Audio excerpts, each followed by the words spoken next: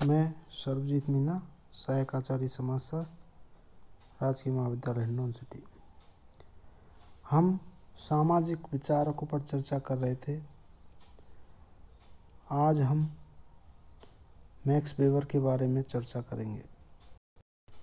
पहले हमने max weber के जीवन चित्रण और उसकी प्रमुख कृतियों के बारे में चर्चा की।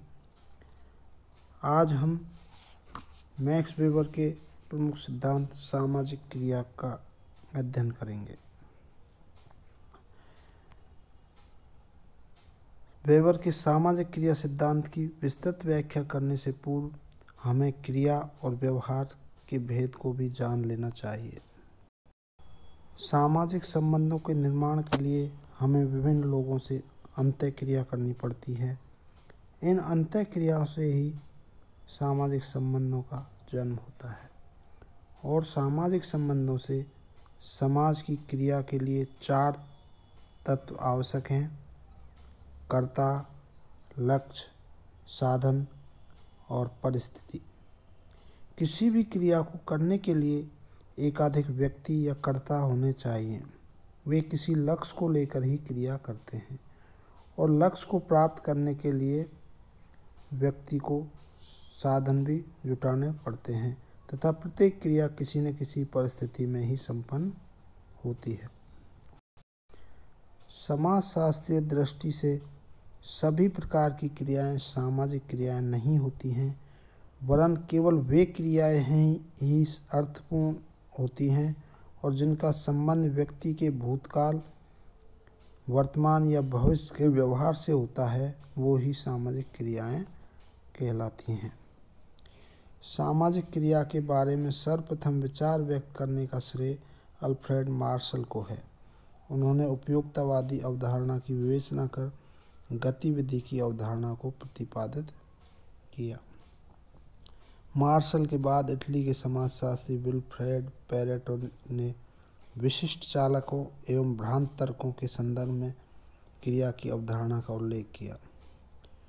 प्रसिद्ध समाजशास्त्री दुर्खीम ने भी सामाजिक तथ्यों के संदर्भ में इसी प्रकार के विचार व्यक्त किए।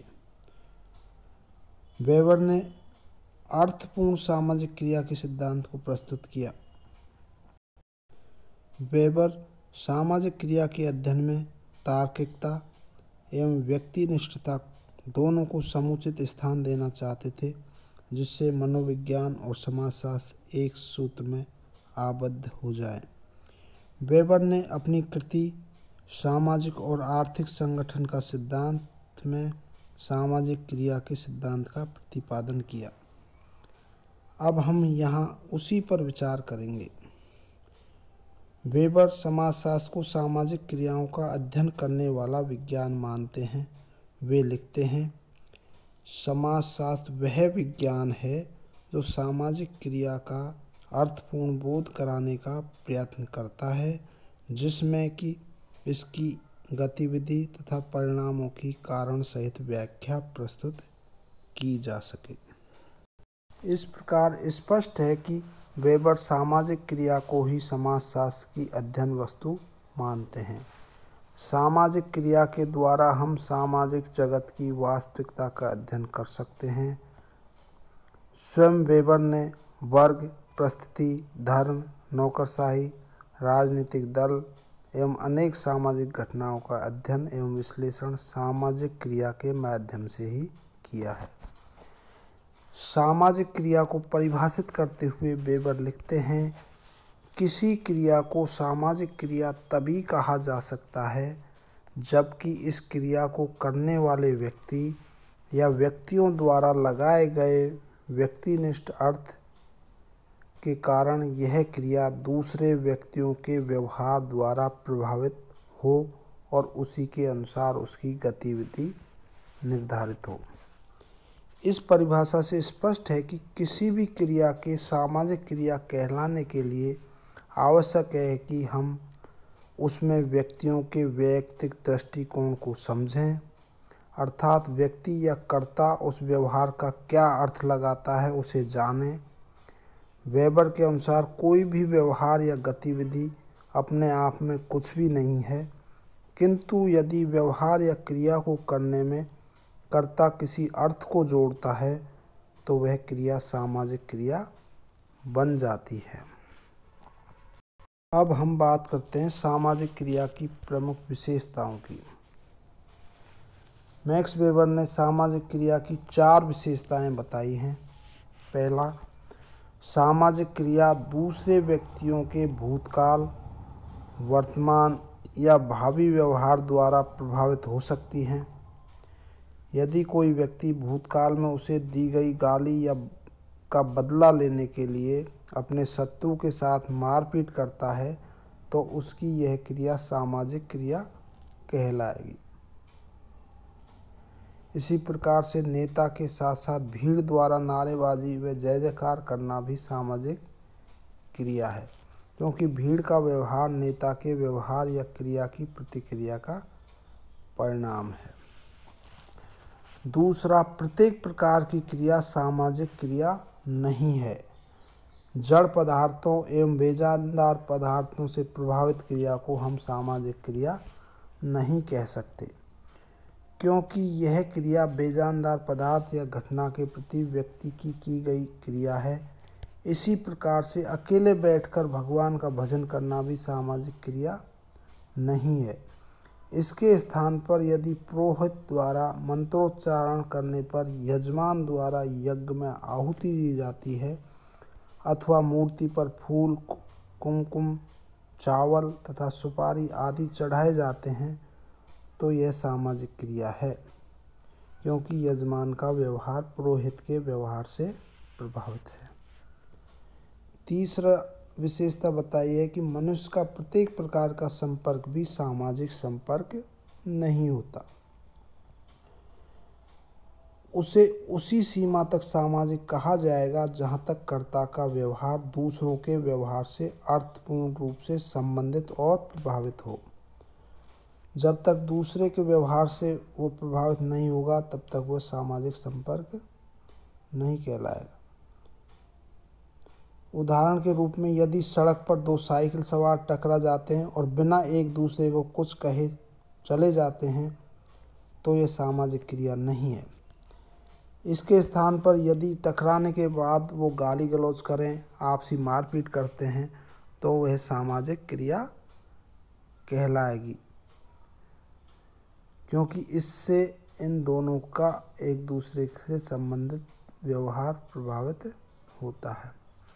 चौथा, सामाजिक क्रिया न तो अनेक व्यक्तियों द्वारा की जाने वाली एक सी क्रिया को कहते हैं और न ही उस क्रिया को कहते हैं जो कि केवल दूसरे व्यक्तियों द्वारा प्रभावित हो।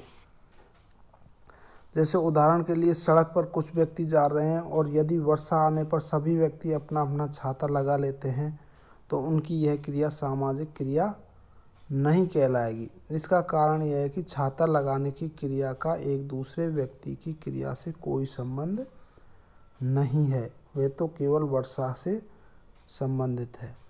इसी प्रकार से दूसरे व्यक्तियों की क्रियाओं का अनुकरण भी सामाजिक क्रिया नहीं है, जब तक कि दूसरे व्यक्ति या व्यक्तियों की क्रिया से अर्थपूर्ण रूप से प्रभावित न हो। यदि एक व्यक्ति को एक रास्ते से जाते हुए देखकर यदि दूसरा व्यक्ति भी उसी रास्ते से जाता है तो उसका ऐसा करना सामाजिक क्रिया नहीं है। इसी तरह यदि अध्यापक के कार्य को करते देखकर छात्रों द्वारा उसका अनुसरण किया जाता है तो वह सामाजिक क्रिया कहलाएगी, क्योंकि अध्यापक की क्रिया से अर्थपूर्ण रूप से संबंधित है। इस प्रकार मैक्स वेबर ने सामाजिक क्रिया की 4 विशेषताएं बताई हैं। अब हम बात करते हैं मैक्स वेबर के सामाजिक क्रिया के प्रकार। मैक्स वेबर ने सामाजिक क्रिया के 4 प्रकारों का उल्लेख किया है। पहली है तार्किक क्रिया। तार्किक क्रिया का संबंध किसी लक्ष्य के साथ होता है। एक पुल का निर्माण करते समय एक इंजीनियर की क्रिया, धन कमाने के लिए प्रयत्नशील व्यापारी की क्रिया तथा युद्ध में सफलता प्राप्त करने के प्रयत्न में लगे हुए सैनिक अधिकारी की क्रिया इसी श्रेणी में आती है।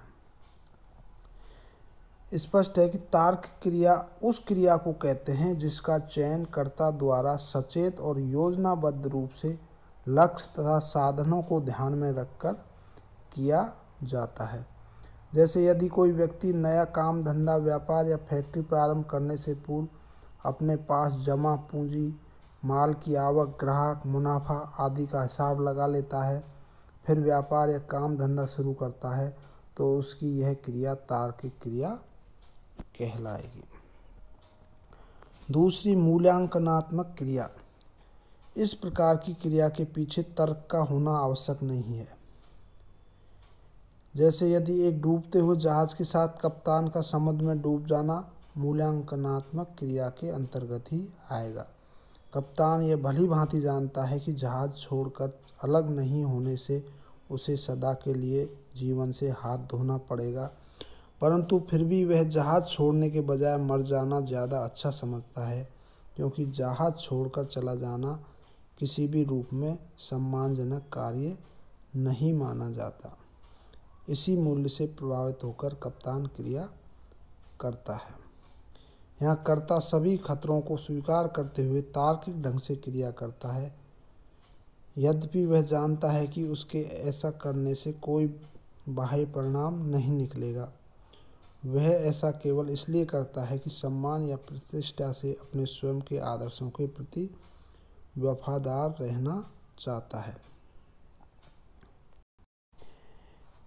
एक स्त्री अपने मृत पति की चिता पर अपने आप को इसलिए होम देती है कि वह समाज के प्रचलित सातत्य के मूल्यों से अपना गहरा जुड़ाव रखती है।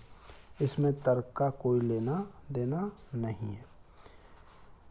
तीसरा आता है भावनात्मक या संवेगात्मक क्रिया। इस प्रकार की क्रिया का संबंध व्यक्ति के संवेगों, उद्वेगों और भावात्मक दशाओं से होता है।